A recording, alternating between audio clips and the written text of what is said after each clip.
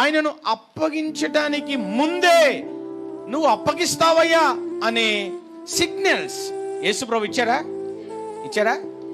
అప్పటికైనా యూదాలో ఏం కలగాలి? యూదా దేనికి బందీ అయిపోయాడంటే తనను తాను మోసం చేసుకోవడానికి బందీ అయిపోయాడు.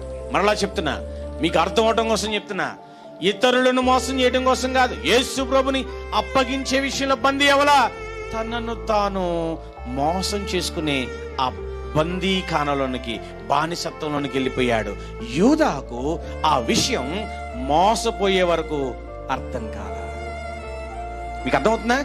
ఇతరులను మోసం చేస్తే ఒకవేళ సంతోషం కలిగితేమో, కానీ ఆ మోసం మనకు ఉరి అన్న సంగతి ఉరి వచ్చిన తర్వాత అర్థమవుతుంది.